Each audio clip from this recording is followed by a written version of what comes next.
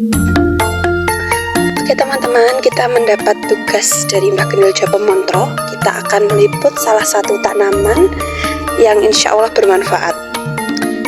Jadi teman-teman, di akun Mbah Gendil ini kita berusaha untuk menyajikan video-video yang bukan hanya sebagai hiburan, melainkan juga video-video yang berguna atau memiliki manfaat bagi para penontonnya. Kita akan ke kebun teman-teman. Jadi teman-teman, sedikit banyak Mbah Gendil kan juga pernah menjadi tabib, sehingga beliau pasti memiliki pengalaman tentang tanaman-tanaman herba.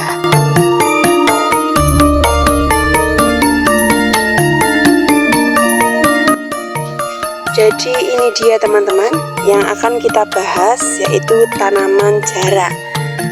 Jadi tanaman jarak ini biasanya mudah ditemui teman-teman, dijadikan pagar-pagar seperti ini.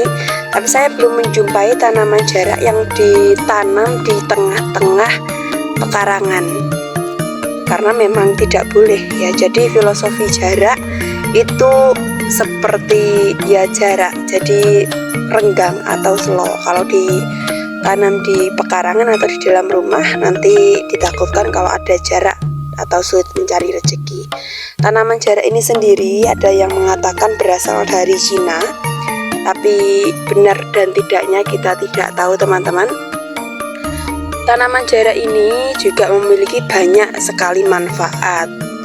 Daunnya saja kalau direbus itu juga memiliki manfaat yang baik. Kemudian untuk para bayi atau balita yang memiliki misalkan perut kembung atau misalkan diare atau masur, itu kalian bisa mengambil getahnya seperti ini.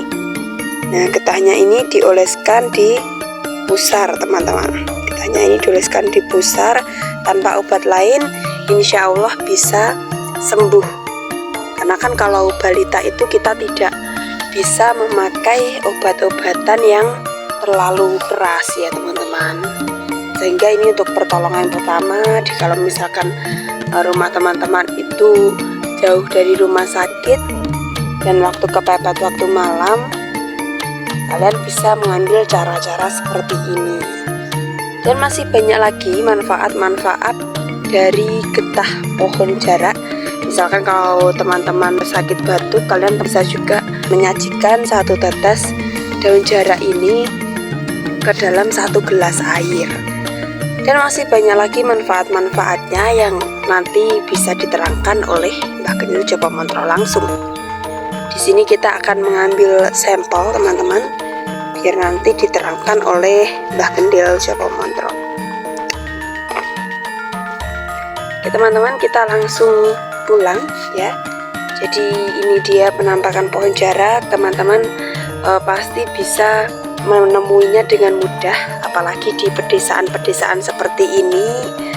Dan misalkan teman-teman mungkin mengetahui bahwa mungkin di daerah teman-teman ada yang menanam pohon jarak di tengah-tengah pekarangan, kalian bisa komentar.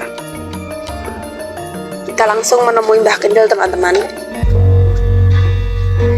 Kita sudah sampai rumah teman-teman, dan ini dia Mbah Gendil. Mbah, ini saya sudah mengambil sampel daun jarak. Bisa jenengan terangkan Mbah berbagai macam manfaat daun jarak itu? Teman-teman, kita akan membicarakan tentang daun jarak.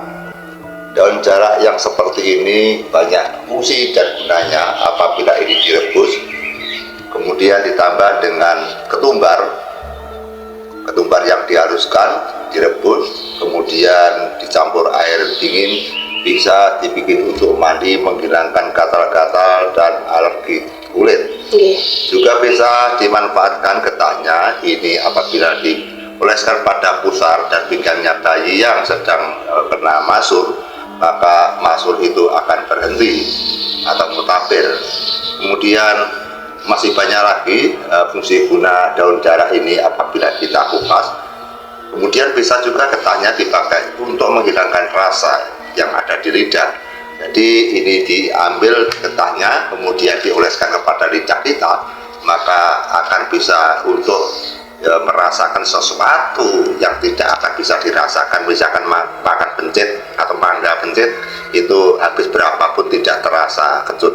Sehingga ternyata pohon jarak ini juga ada kaitannya dengan mistik. Salah satu toko, kios, warung atau apapun, apabila tanaman ini ditanam di sebelahnya, maka toko itu tidak akan lama akan kesulitan untuk mencari nasabah atau mencari pelanggan, dan toko itu akan lama-lama akan punah dan akan mati.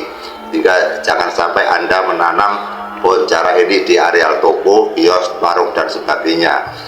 Maka di sini dinamakan jarak pagar, artinya jarak ini hanya bisa untuk pagar-pagar saja, ditanam di pagar-pagar. Kita belum pernah tahu bahwa menanam jarak di tengah pekarangan.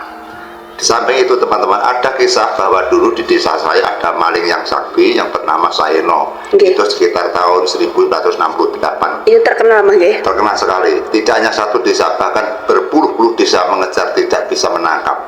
Akhirnya sigap dalam satu kampung itu musyawarah untuk menangkap Saeno di hari Jumat Kliwon kalau tidak salah itu. Kemudian Saeno telah tertangkap dan mereka diborgol. Akhirnya mereka dipukul-pukul, dibacok dengan benda tajam, pakai pisau, pakai pirang, pakai apaan pun tidak terasa. Dia hanya tersenyum saja. Nggak lecet sama sekali. Kemudian masyarakat memutuskan membakar kayu-kayu bakar yang sangat besar-besar, kemudian geninya atau wowonya diconyok-conyokkan atau ditutul-tutulkan atau disentuh-sentuhkan si Saeno itu. Ternyata juga tidak melempuh, juga tidak terasa. Sikap mbah saya dengan memakai kebatinannya, mereka diam sejenak, mereka mengambil penerawangannya. Ternyata mbah saya di matanya itu ada gambar pohon jarak. Kemudian pohon jarak itu diambil dan digebukan kepada Saeno. Seketika Saeno melengani teman-teman, mulet-mulet itu kesakitan. Iya, melihat kesakitan ya. Dipukul satu kali, ditambah dua kali, yang ketiga kali mereka langsung meninggal teman-teman. Itu tanpa ditusuk, tanpa apa, langsung meninggal. Tanpa ditusuk, hanya pakai pohon jarak. Sehingga kesimpulannya pohon jarak ada apa teman-teman? Kok bisa semanjur itu, sesakti itu? Ternyata tanaman yang ada di bumi Nusantara memang bercampur dengan mistik-mistik yang ada. Seperti kita tahu bahwa tanaman kecubung juga bisa membunuh orang dan bisa orang menjadi tidak sadar. Sehingga disitulah letaknya bahwa semua cipta karsa, semua ciptaan Tuhan, semua pasti ada gunanya dan semua pasti memiliki khasiat yang berbeda. Demikian, terima kasih teman-teman. Ya teman-teman, jadi inilah fungsi dari pohon jarak. Mungkin teman-teman belum tahu manfaatnya sehingga kita kupas di akun Mbah Gundul. Jadi kita berusaha menyajikan video-video yang bermanfaat, bukan hanya sebagai hiburan. Mbah Gundul mungkin ada tambahan lain? Tentu teman-teman, kita akan membongkar pengalaman saya yang saya pernah melewati jalur 18 jadi tabib sesepuh bini sepuh sejak tahun 1988.